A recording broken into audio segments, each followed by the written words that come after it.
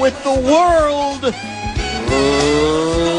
leader Fan Radio Network. Ho, ho, ho! Thank you. And KFAN.com. 1 minute, 18 seconds past the hour, 3 o'clock. Central Daylight Time. We welcome you back to the Great Minnesota Get-Together. It is, of course, as most of you know by now, you can't possibly not know it, day number 1 for most of us broadcasting from out here. The first of many, many days for Guardsy, the producer of the show, and me, the occasional Inkstain Wretch host, Dan Barreiro. We are delighted you are along for the ride, whether you are here or you are listening at the cabin, wherever the case may indeed be. I was devastated earlier in the day because it looked like we were going to be the only program on the entire fairgrounds that did not have access to one of our favorites over the years, Jimmy Jam. And fortunately for us, because he can do this, he says, I don't really have to rehearse. Terry can do that, right? Yeah. I mean, that's a big deal. I mean, we're a well-oiled machine.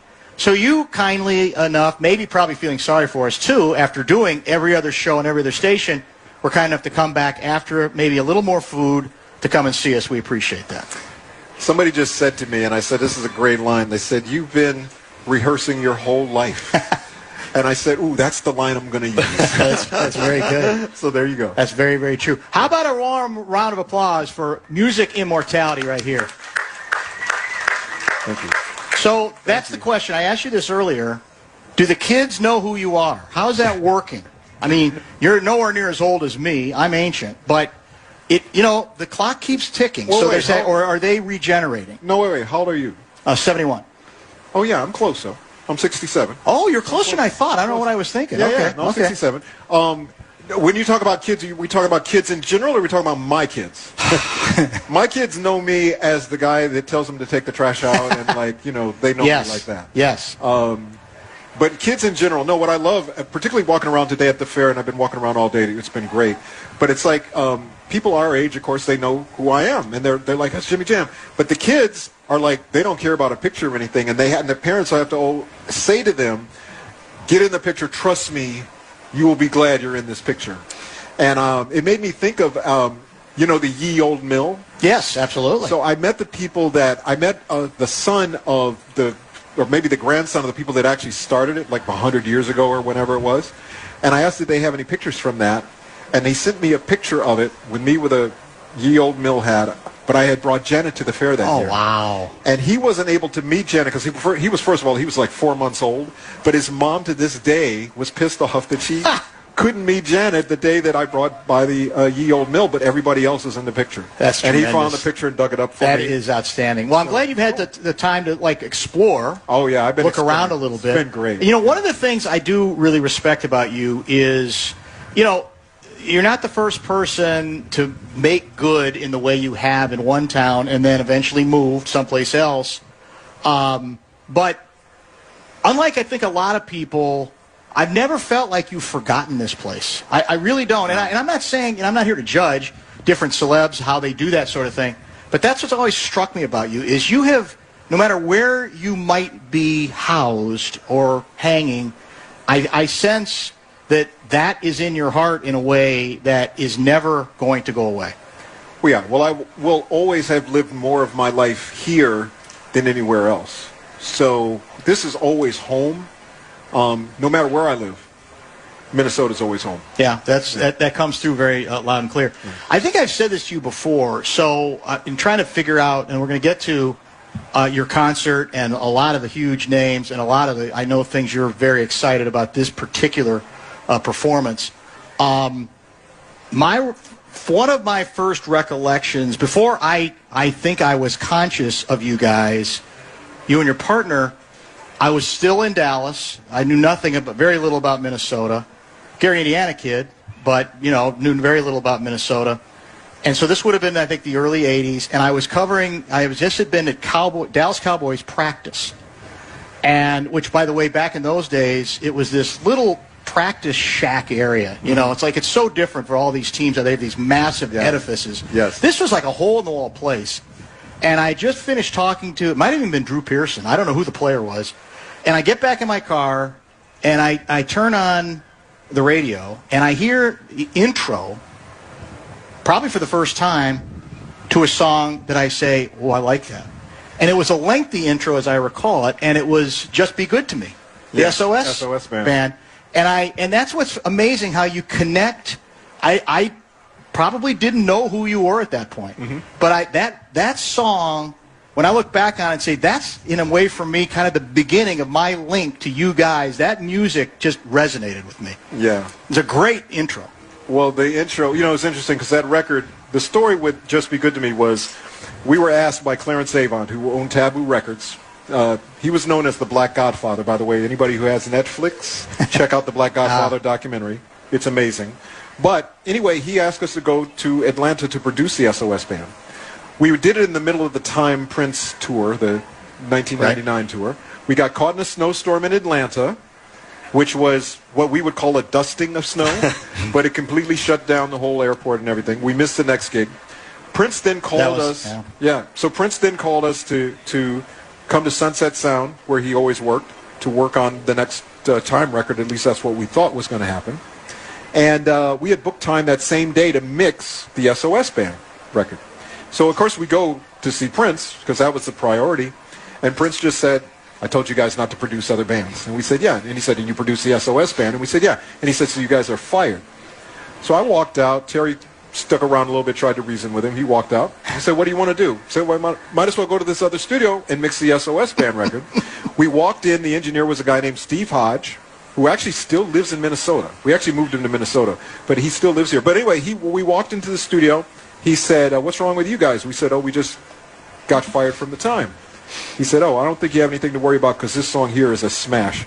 He hit the play button, and the Steve Hodge mix of Just Be Good to Me came out of those speakers with the nice long intro. Oh, terrific. And we knew at that point our life was going to be in a whole different direction. That's tremendous. Yeah. I hadn't linked those two. You've told that story before. Yes. I didn't know that was the link. That's that was really the link. Yeah, interesting. Absolutely. When you go back to that sound, where do you think you guys were?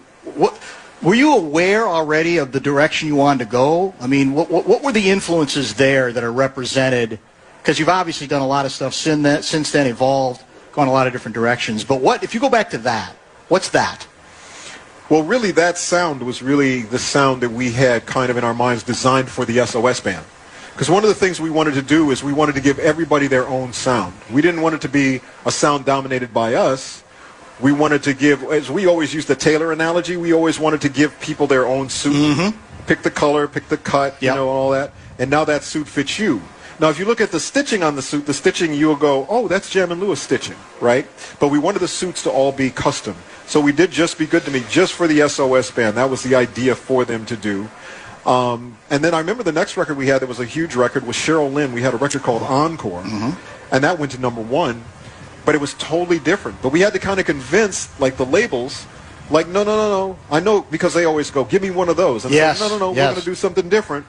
But then when that record worked, and then the Sherelle record, Didn't Mean to Turn You On, worked, the Change record worked, and so on and so forth, people realized, just let them figure out what the sound is, and that's the way you do it. So, I think we've talked about this before, but to me, you kind of are defining what the best record producers do, which is, I would even use the football coach analogy, or even basketball coach, where you say, all right, you can say, we know what we're doing, and we know what we do well, and we're going to mold you into that. Or you say, we're going to do a blend of what we think we like, but also what we think suits you and suits your, maybe even your positives, musically speaking, whether it's, vocal or instrumental, whatever the case may be.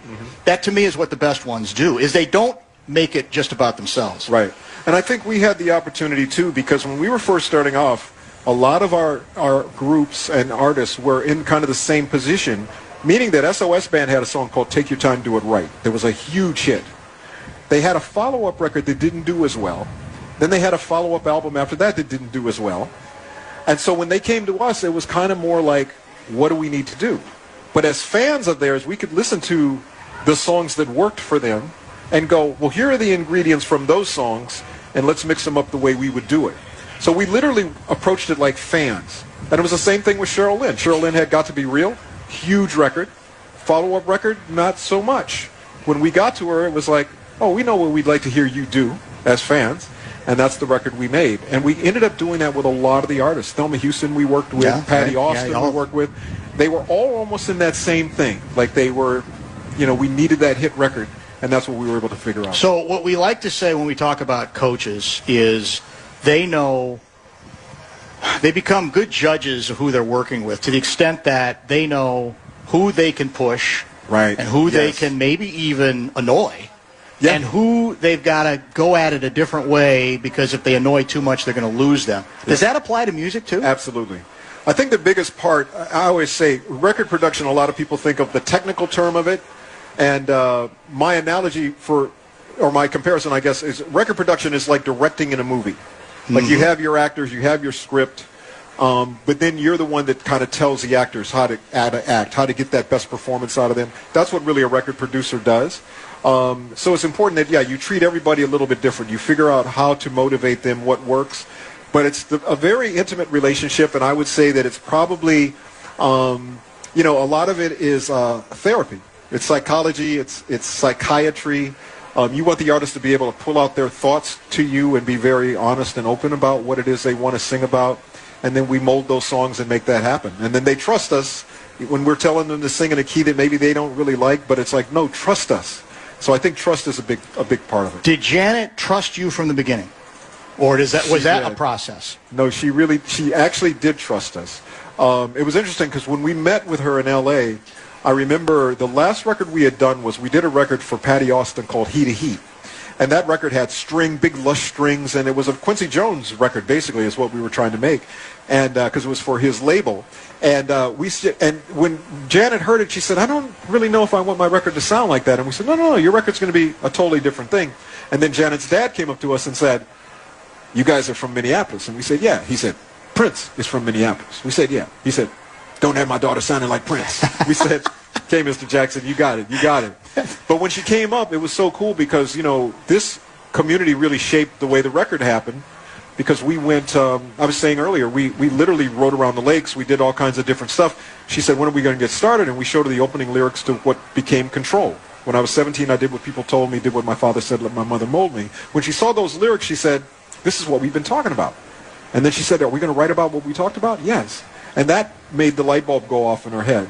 And so she trusted right away. And I remember she had a cold. When she did Nasty, the vocal, when she started singing it, she was singing it in the Janet high voice, sitting in the movie show. We're like, no. It's got to be sitting in the, it's got to be funky, right? Yeah. And I said, like, when you had a cold the other day. So she sang it, and then she was like, I'm not sure. We comped the vocal all together. The next day she came back and we played it. And she didn't say she liked it, but she got a big smile on her face. And I think that was the moment she knew that, okay, I got it. Speaking of her and speaking of opens, again, I don't know if we've talked about this before.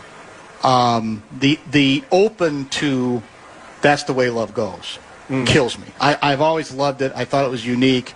And I thought I read a while ago that Janet was not thrilled with that song originally. Is that one of those legends, or is there some truth to that? No, there's absolute truth to that. I love that song. So it was interesting. So when we did the track to that song, my thing was first of all, I love sampling. And I love James Brown. And James Brown had a song, Papa Don't Take No Mess. Yeah. And I always thought, man, I'd love to take that sample, because it's so funky, but put pretty chords over the top of it. We always say, the funky bottom and the pretty top. That's me and Terry, that combination of things. And so that's what we tried to do. And I remember there was a guy from A&M Records at the time who had come to town, and he said, look, can I just hear what you're working on? I said, yeah. And I played it, and he said, oh, my God, it's the greatest track I've ever heard. I said, okay, great. I played it for Janet. Janet said, I was like, So anyway, she was leaving on vacation for over Christmas, and I put it on a cassette with a bunch of other songs that we were working on. She goes over to Anguilla with all her dancers and all her friends. She puts, if you've seen the That's the Way Love Goes video when they're talking about putting the cassette in, that's kind of what happened. What happened was her dancers put the cassette in. It plays all the songs. And then at the end of the cassette, I put That's the Way Love Goes, the track for it. And Janet said, when that song came on, all the dancers stopped and said, wait, what is this? And Janet was like, I don't know. And they were like, no, Janet, this is the song. So when Janet came back in town, she said, I want to work on that song. And I said, which one? She said, that track. And I said, oh, the one you don't like? She said, no, I like it. So anyway, she did it. She was staying at my house.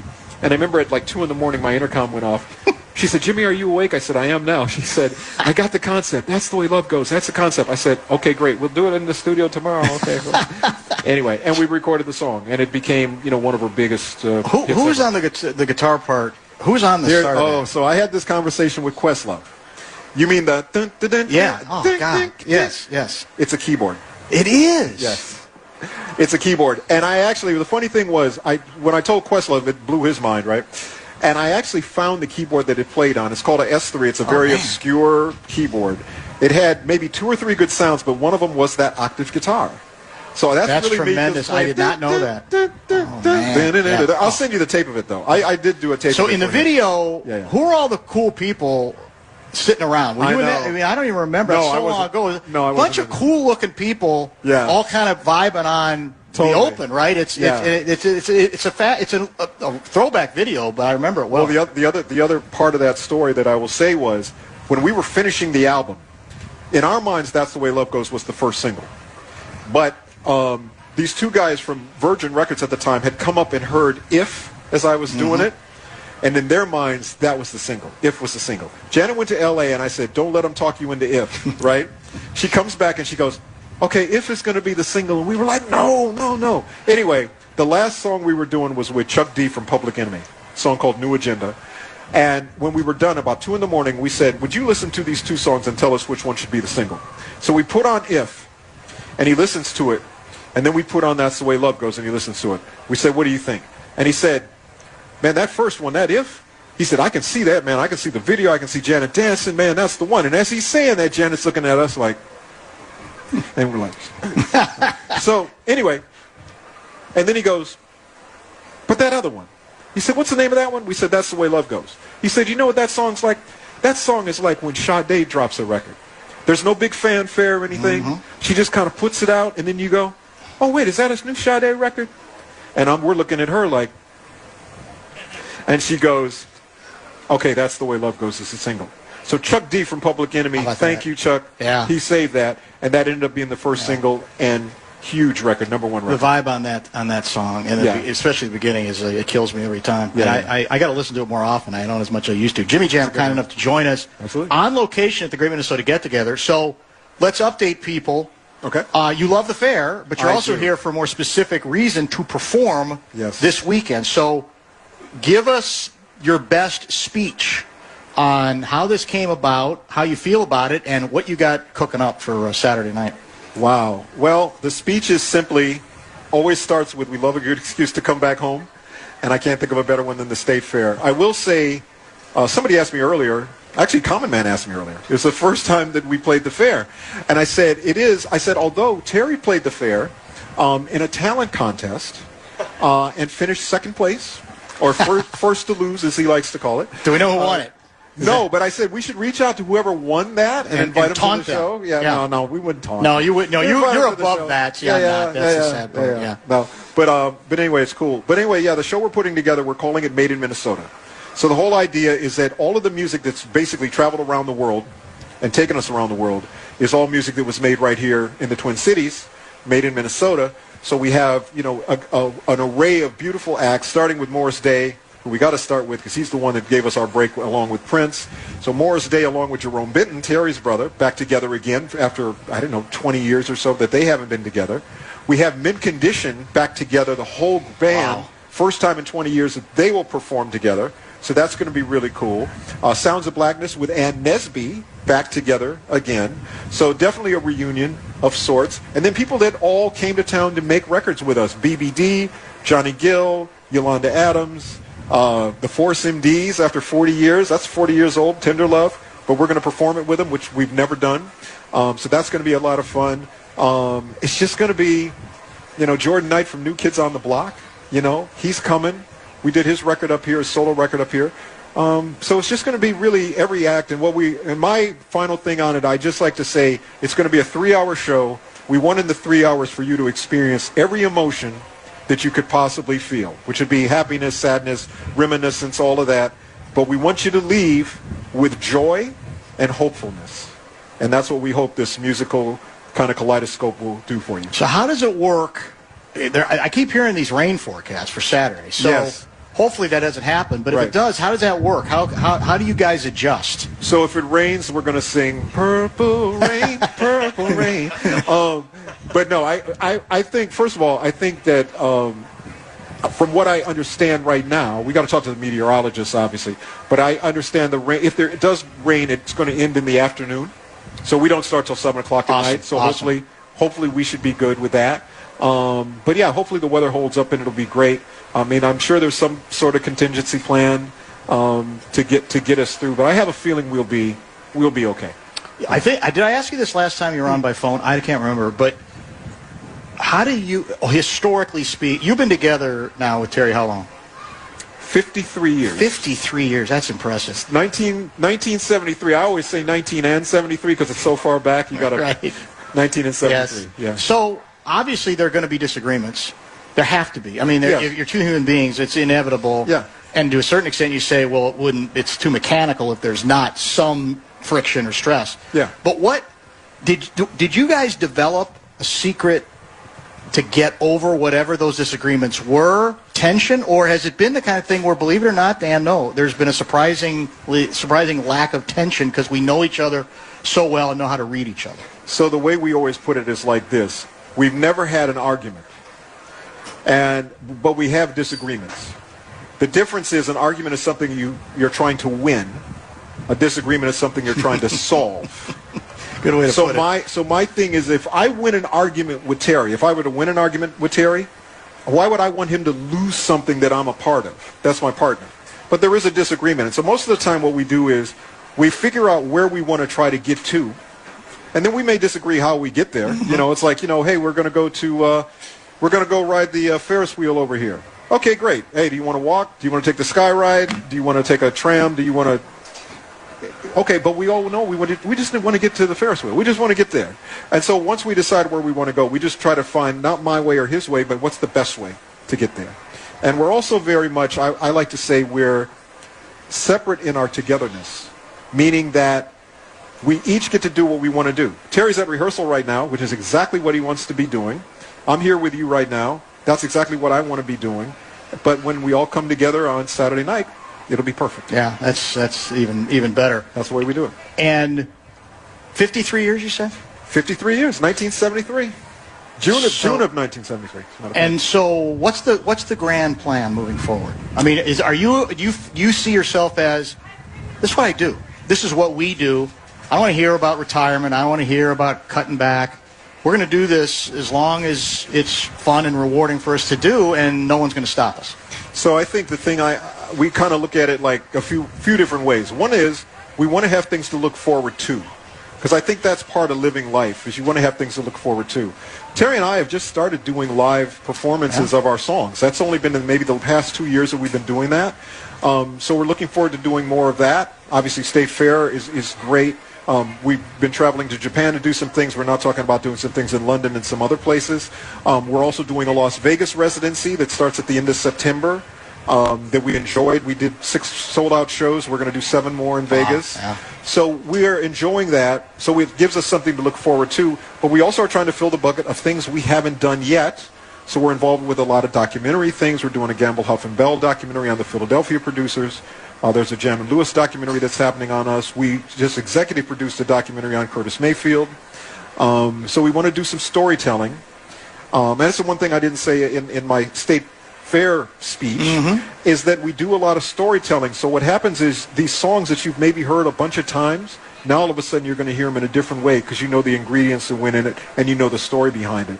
And I think that always makes for a really great, as you're leaving the fair and you put that song on and you go, you're hearing it in a new way now. So it's kind of cool. Well, the cool thing to me is what you describe regarding especially documentaries is you stretch because it's a newer area for you guys. Yeah. And yet it's also your effort, I think, to keep this incredible musical heritage of the kinds of sounds that you grew up with and respect across the board alive in a way that they might not otherwise be. Because we see a lot of this now. I mean, it seems like with all the technology, there are effective ways to keep stuff alive that otherwise just might kind of go by the wayside. Huge names, including many that you just passed along to us. Yeah, well, the other thing, too, is that it's sort of like, almost you think of it like a cooking show or a chef's table, where, you could have your favorite restaurant wherever you like to eat. If you sit at the chef's table and then you watch how everything is done, you go, not only do I like it, but now I know why I like it. Oh, oregano, that's what they put in there, or whatever, whatever that thing is. And that's, to me, is what we want to be able to do musically. People know they love music. We want to be able to articulate, or for them to articulate, why they love it so much. It could be a certain beat, a certain sound, a certain key, or that. But I think if we give people the insight, it makes you appreciate it more. Just like you appreciate food more after you watch a chef do what he does. So that's kind of what we want to do. And I think we're equipped to do it. We know enough to do enough now. And corn dog was the first thing this morning. Oh, so pronto, you don't care not a corn dog? Not a corn dog? A pronto pup. My apologies. Boy, that's a bad mistake. Yeah, no, people always let me know. Pronto pup was good. And I finished it off just before I came here at the corn roast. Excellent. Oh, my God. And that's, by the way, the corn roast was Janet's favorite. Is that right? She used to. We brought Janet to the fair, I think, in '92. And I remember she took home bags and bags of corn. Like, she loved the corn. Well, how did that work? Could she just, you could just walk her through? We could. We had a whole nice contingent of folks. Okay, yeah. My wife was with us. Her sister was with us. We had a whole group of folks. But no, people here were so respectful and so nice. And it's different between, if somebody walks up to you and they go, like that, you can't really. But if people walk up to you and go, hey, I really love your music. Yes, very different. That's the way people were up here with her. And she felt totally at home and totally great. And she loved it out here. So in any of your years out here, did you ever visit Monty Creason's Traveling Reptile Show? No. Okay, so that's what's going to come up next. He's brought many of his creatures, and there's some scary stuff. I'm sorry I have to go. Iguanas and snakes. I'm sorry, I really have to go. He'll put a python around your neck if you want. I'm so sorry. Could use him in the show. Yeah. I'd love to stick around. Maybe next time? Next time. Yeah. Thanks for coming to see us, man. Much appreciated. Best of luck tomorrow night. Saturday night. What am I talking about? Today's Thursday. Sunday, Saturday Monday, night. Tuesday, Wednesday, Thursday, Friday. I get it. And Saturday, the weather will cooperate, I'm sure. One way or another, you'll get it done. Absolutely. Thanks, my friend. Always a pleasure to see you. Dan. Thanks for coming to see us. Appreciate it, man. Jimmy Jam, ladies and gentlemen. Thanks, you guys. A quick pause. We'll come back and talk to Two Dogs and the Reptiles. This is Bumper to Bumper live from the Minnesota State Fair on the Fan, presented by Mesh, Besher, and Spence. From the 1-800-ASK-GARY Traffic Center. And welcome some great shows to Grand Casino Arena this year, including Journey, October 4th, Smashing Pumpkins, October 13th. Tickets on sale now. Get complete details on all of our upcoming shows on concert page, KFAN.com, keyword calendar.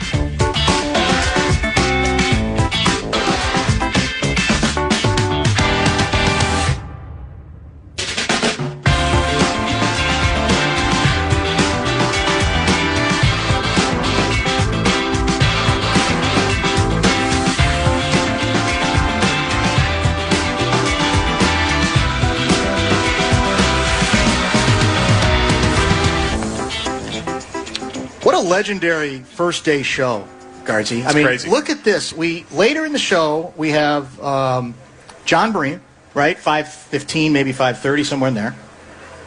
Music critic immortality. 51 years now. That's correct. Yep. Andy Luger is going to join, allegedly with an apology, at 4 o'clock. He's joining us in studio. We've already had Jimmy Jam today. And now, speaking of legends, this has to be I think this might be our most impressive opening day lineup, start to finish, for pure depth, don't you think? Yes. And that includes, from Monty Creason's Traveling Reptile Show, because I still got to give Monty proper credit. Of course. Two Dogs, the man now in charge of the Animal Kingdom Empire, now kind enough to join us as well. How are you, man? Well, I'm good, but no pressure at all with that intro. No, yeah, I was subtly trying to give you the sense that you better bring it today. Better step it up. Bring it. I do always feel sorry because, we come to the fair, and you're always our first meet spot. But that also means I'm a little rusty, so I got to knock all the rust off with you guys, and then I'm all polished up for everyone. For everybody else. Oh, that's interesting. That's the reverse Jimmy Jam. Have you got, what's your Fox 9 schedule? You got a bunch? We go on them tomorrow, 6:30 or something like that. Oh, okay. Excellent. Well, we've talked about this before, depending on schedule. We could bring you back for an encore, too, because then, like you said, you say you're not rusty, you've worked out all the kinks, you've jettisoned all your bad material, and you've only kept the stuff that works. Your bad jokes, yeah. Yeah, but then I have to prove what I back. Yeah, that's the pressure. It's a different kind of pressure. But I was thinking in your last segment, his arguments versus, disagreements. Yes. Like, no, Monty and I, we definitely had arguments. That was not just a disagreement. Yes. It's like, well, one of us wants to win. Yeah, that sounds like Monty for sure. Because I distinctly remember the one year he got Blondie, this big snake that he was so excited about. I remember Blondie. Oh, yeah, Blondie's been here. Blondie's the one that wrapped him up. And, of course, yes. as he's like on death's door, he's thinking, the boys are going to love this at the fair. It's going to be a great story. Do you think, looking back on that, do you think he was purposeful in saying, I think I can fend off Blondie, but if it gets close, what a great series of stories I have. I mean, knowing him, because the performance was so big to him, it wouldn't surprise me if he said, let's kind of tempt the gods here. I think I'm going to be okay, because if I pull through, I got a story for the next 10 years. I mean, talk about being an optimist, though. Well, yeah. Like, this might go really bad, but I can see how we can use this and, maybe ring that till just a few extra times by going out this way. Yeah. Well. And that was one of those arguments. He's like, let's bring Blondie on KFAN because it'll be a great story and we want to tell about it. And like, these things happen. Like, and I'm over there like, no, let's not. Let's not. And I'm in this situation. I can't win either way because if we bring Blondie and it goes bad, that's bad for me. Very bad for everybody. I want to take this over. I want to keep this reptile thing going. Monty set the foundation. I want to keep building it. But if it goes well, I get years of hearing, I told you it would be fine. Just relax. There's no reason to worry. I am guessing you are, of the two of you, you had to be, relatively speaking, the voice of reason most of the time, right? I might have been speaking, but I don't know if there's a lot of listening going on. That's probably true. We're definitely kind of like the married couple because there was one time he turned to me, he's like, I wish I was younger. I would just like to fight you one time. Just light you up, huh? Yep. We'd usually have one day where there's just no reason to be mad, but it's just like, and we're just going to be mad at each other today for who knows why or why. Refresh our memory on the Monty, how we talk about Jimmy, how he got into the music business and what he was trying to get to. If you go back to the very beginning with Monty, where did this empire start? Well, his love for animals started in Wisconsin on the farm, just growing up, being around animals. It got to the point where when it was time to ship cattle out, Monty would come up to the cities to his uncle's place and go help out doing auto body. And then when he'd come home, a bunch of the steers, the beef cattle, would be gone. Because the one day when all the trucks were there, he just went down the driveway and dumped sugar into each one. Like, you're not taking my cattle. Wow. You're not taking my cattle. Right. Apparently that was frowned upon, and they didn't really like they were delighted about that. When the truckers show up, like, your 12-year-old son isn't here, right? Because our trucks didn't run right last time. Oof. But then when he was up here, he was managing a bar called the Left Guard, which is how he got to know all the Vikings back in the day. Salty and all of them. Right. And the owner told Monty, like, hey, you got to do something to get some people in here. So he thought, like, maybe I'll get a monkey, all these different things. And he settled on a snake. And he built a big cage, and behind the bar, they had this big snake they brought in. And then allegedly, on Tuesdays, they would feed the snake, and some good friends of his would, help people decide how long it may or may not take for the snake to grab the duck, how long to kill the duck. And, they might place some friendly wagers on that and everything. After a while, they had to go to a dead duck because some people complained they didn't like the live one. But it started with that, and then he had a teacher friend that asked him to bring some of his reptiles into her classroom. Yeah, what was her name? That was what I was going to ask. Yeah. I don't know if she wants that review. Yeah, Probably I not. understood. I don't want to be responsible. Understood. So he came in, did this little talk, and the principal saw it and came up to Monty. He was like, hey, can you stay? We'll feed you lunch, which probably sold the deal for Monty, free food. We'll feed you lunch, and then can you do that same talk for the entire school? Do a school assembly. And then the principal paid him. Monty did some math. He's like, well, that pays a lot of bills right there, and that kind of kick-started it, and that was late 70s, and it just went from there. Did he always have the natural gift of gab in terms of being the guy to tell it in a way that makes it entertaining? He does, because he had that unbelievable just self-confidence and belief in whatever he's saying. Yeah. whether it's contradicting what he just said 5 seconds earlier, and you'd just be so enthralled in anything he said, you were just following along like, yep. And you'd be laughing so hard, and the next day you're telling the story, be like, you should have been there. Like, it was hilarious. You'd be like, oh, what did he say? I don't have a clue. I can't tell you, but just understand it was so funny. It was amazing.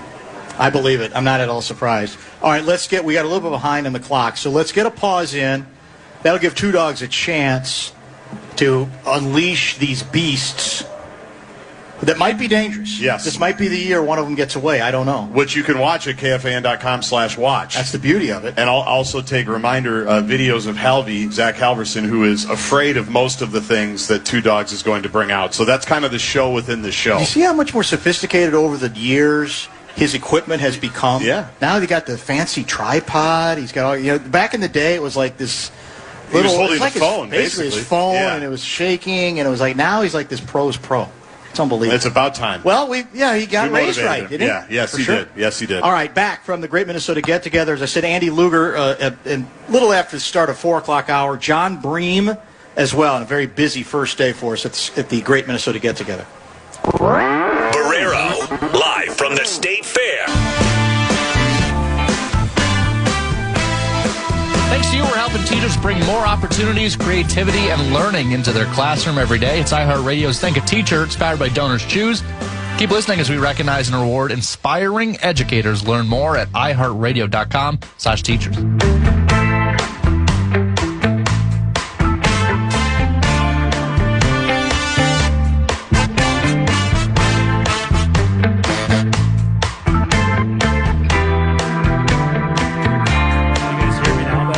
Guardsy, on-air production meeting. Yeah. There was a couple of complaints from the audience in front of us saying they were having trouble hearing Two Dogs. Yeah. So I think we do the best we can. I know there's feedback issues if we go too high. Yep. But I wanted you to be aware monitoring it. Yeah, of that as well. Good. We are back at the Shadow of the Grandstand, Great Minnesota Get-Together, Day 1, Carousel Park. And Two Dogs is back with an interesting critter front and center here. What can you tell us about? These kids are trying to get awfully close to this animal. That worries me a little bit, Two Dogs. Should we be worried? Well, none of the parents seem worried about these kids, so I assume they're not their favorites. And there's one thing Hank has always taught me about reptiles. If Hank gets bit, or if one of these kids get bit, it's not going to hurt me at all. So, however, it might sting one of the kids. It might. They're going to have a story they can show people the rest of their life. But what a way to go back to school. Like, what happened to your face? So, by the way, as Guardsy mentioned, you can watch via the usual KFAN, YouTube channels? KFAN.com/watch. Because it's frustrating over the years when we do this segment every year, first day, people say, well, I can't see them. Well, now you can. So hopefully you're taking advantage of that opportunity, because this is a very visual segment. There's no question about that. It's about not just you describing the animals, but people seeing them as well. So what do we have in front of us here? Looks very alert to me. To every one of those that's complaining they can't see it, they should know. Come over on Nelson That's a great Street. point. Come on in. Yes. Check it all out. You can see more than you can see here. I mean, Zach's doing a great job. And a bargain price. For decades, I felt like that is continued to be the best bargain at the Great Minnesota Get-Together. I still, a lot of people are telling me, you need to raise your prices. You need to raise your price. The problem is, $5 to me is still $5. It's not what it is today, where a 5 is what a 1 was to me years ago. Right. And like, we had one couple come out and be like, that's cheaper than a beer and worth it. You're like, yeah, good point. I mean, Wisconsin, we love our cheap beers. So on the stare down between the kids and this iguana. Yep. It's interesting. Is pretty funny. So this is Dooner. She's a 38-year-old rhinoceros iguana. Average on iguanas is about 20 to 25 years or so. Oh, wow. Durability here. She is above average. And at work, she is a lady. At home, she is, there's a special word for it that Monty would probably be able to say. But she's a very strong-willed, independent female. Better way to put it. Yes, well done. And she will let you know. So at home, she's got a big outdoor pen, so she can get this natural sunshine, which she loves. That's the only reason she's sitting there right now. Not because I'm this amazing iguana trainer. She's just like, thank you for the sun. I'm going to sit here till I'm hot. But at home, like, all right, outside in the sun all day, time to come in because it's going to get cold that night. Open the door, turn and run, because she is going to chase you down for about 10, 15 yards. And it's just kind of this game we play where she just reminds me she's in charge. After I run away from her, I can go over and pick her up and just carry her in. But if I try to go grab her right away, she's going to let me know, like, no. We do things on my schedule. She's got really good posture. Oh, we've really been impressed. working on that. Strong core. I mean, that's like, Yeah, I mean, it's good workout almost like a program. statue. And that's a huge way how they survive in the wild. Most reptiles, about 90% of their life is simply spent hiding. So you don't see them ever. They're just in a spot where they want to survive, Whereas that's Dan's method, too. Pretty close. That's there's nothing very wrong close. with being a hermit. That's you know, it. Once you embrace I'm not it, far behind.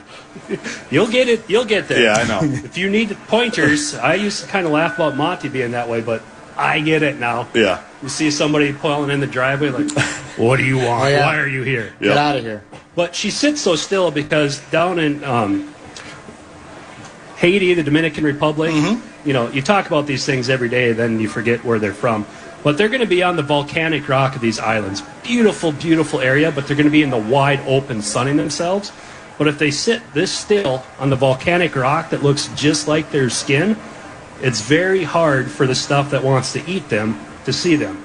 And I'm not a nature expert, but typically if the stuff that wants to kill you can't see you, that tends to make for a pretty good day. So, well, here's what impresses me, Guards. You know, you have 3 younger kids than I do. I do. See, at that age, the ages of the kids who are in front of this animal, it's incredible. Staying as close as they are, I wouldn't be within, I'd be like 30 feet further back. Now, I'm not proud of it. I'm just saying that I would be too terrified. They were like right on top of the animal. They were, but I'm impressed that they were right on top of the animal. But like I'm thinking about my children, one in particular that would have been trying to like touch it in the face. Interesting. But, like even though he knows that he shouldn't do it. Yeah. And yes, it's the middle son, the hockey player. I have that kid too, and I'm in that tough position where he always likes to have his face right there. Yep. And in your head, you're just like, I need you to get bit by something that isn't going to hurt you too you're much. right. To get the point But across. that's the only way you're right. going to learn that lesson, because I know your genetics, and it's, you know, we just got to learn some things. The kids are amazing. Amazing restraint. Good job by the parents. I'm glad that animal. So you said how old now? She is 38. 38 and average is 25, 27? 25, yep. It's still pretty healthy? Knock on wood? I mean, that's an impressive run. Yeah. Hope she's around for a long time.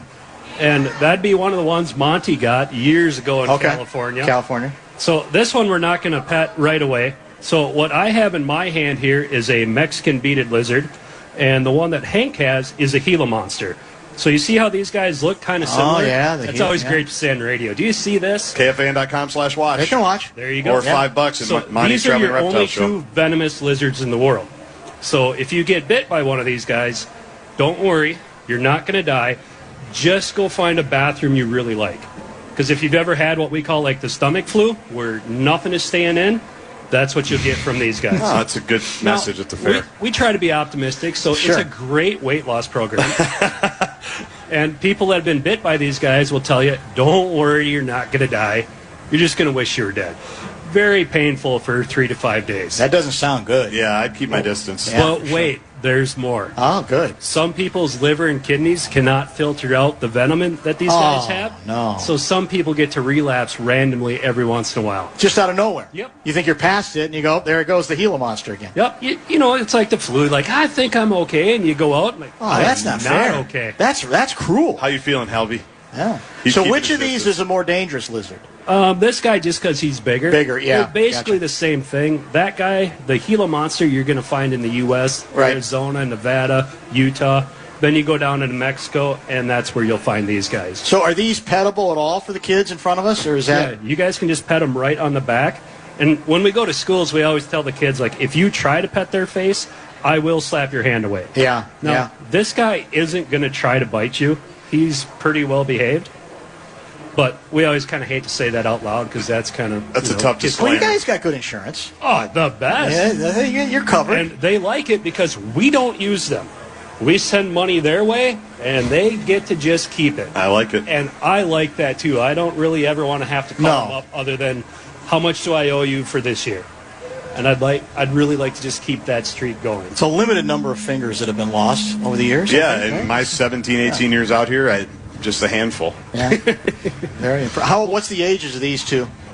So this guy, the big one, we were talking about this the other day. When I started helping Monty in 2004, this animal was an adult. So we're thinking he's knocking on the door of about 30 years old. Wow. Okay. The other one is probably right about 8 to 10 years old. So this Mexican beaded lizard, he's probably above average too. I mean, we like a lot of our stuff, we don't know. Monty wasn't great about keeping records. He would make things up just as much as I do, so who knows what we're talking about. But we say it with confidence so people... Well, so is it you treat them so well that they seem to last so long, or is it just heredity or just luck or genetics? One's a little bit of luck. They have to have the good genetics, but it doesn't do us any good to not take the best care of them as we can. Because if you got to replace a guy like that, you might be a couple $1,000. What do these guys eat? So these guys are mice and rats. Okay. So they're... anything made of meat, that's what they're going to eat. They don't have to be alive, do they? Nope. Okay. So we raise our own mice and rats. I remember that. Yeah, I thought you said, We just pull them out of the freezer and hand them to them. Do you have to defrost them at all? We do thaw them out. Thaw them a little. That's unfair. I think it's kind of cruel for the lizard the ones to have we to... don't like, here. Some might like them frozen. Fend for yourself, that kind of thing? Yeah. That probably makes sense. So, speaking of ice, Albert, the big alligator that Monty had that passed away 3 or 4 years ago. Yeah, big one. We'd let him out in the springtime. And he would go over and find a snow pile and just start grabbing that and throwing it up and eating ice. And he'd go out on the snow. Really? And I don't think that's normal for an alligator to be out playing in the snow. Wouldn't think so. Oh, look at that. Wow, good producing. Yeah. So he would do that's that. hands-on producing right there. I mean, I need all the help I can get, so thank you. Yeah. Well, they want to hear you. You're mesmerized. Well, like I told the one guy, we do it on purpose, so you think what I say is interesting. Yeah, and smart. Just use your imagination and fill in something really great. Yeah, there's some of that to it. Who would have thought the most dangerous thing this segment would be a woman in the crowd coming down? I've been married. I know it is. Yeah. What else do we have? What do you want to do? Let's do one. You got one more? Let's do one more. We do. We got the big tortoise roaming around that all the kids were on. Yeah, where did that go? That's right. I forgot. Yeah, there's a tortoise over here that's just wandering. Sometimes having a tortoise... Is it under the bench? Under the seats? It's over here. He's getting pet front over row here. seat. Okay. Sometimes having a tortoise is like having a kid every once in a while. Where is that? I'm missing one. Yeah. So this tortoise and the one I'm holding are the same kind. It's an African sulcata tortoise. The big one there in the front row is not done growing. Wow. Yep. So they can get a lot bigger. The problem is they're really good at reproducing. And when they're born, they're come out of an egg about the size of a ping pong ball. Wow. And they make babies easy, and some pet stores well, I can make these and I can sell them. Well, what they forget to tell people, or people forget to do their research, this thing's going to live a while and it's going to get huge. I've seen them up around 200 pounds or so. And tortoises are awesome, but they are constant work. Not hard work, but every day. And what? What do you mean? Well, he's going to eat every day, and what goes in must come out. And there will be lots of Tootsie Roll. The big guy is past Tootsie Roll size. We're much, much bigger. But record-breaking? Yeah, I always tell people, if you've seen the comic Family Circus, and you got all these little black dots, the chaos of the day, that's what having a tortoise is. Except all those little black dots are where he's left some fertilizer behind, and you got to go clean up after him. So if it wanted to move or was being chased, how fast could the big one go? If you walk out here with a banana, that'd be about the only thing that's going to motivate him. I mean, it's a fast walk. That's about it. That's still their limits. If there's anything that's threatening him, he's just going to pull his head into his shell. If you look at his front legs, the scales are really thick, because if you grow up in Africa, there's a lot of stuff that just wants to eat you. And you got to have a way to either protect yourself or get away. These guys are absolutely terrible at climbing trees, so they just go with the armor plating. Hard shell. Yep. Right? Is it pretty impenetrable? Yeah. Yeah. I mean, they'll just wait for that lion or hyena basically to just get bored, and then they go on their day.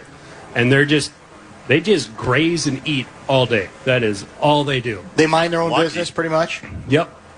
Well, this guy, he's definitely a mature male, so he's got something else on his mind from time to time. Right. But mostly it's just eating. Yeah.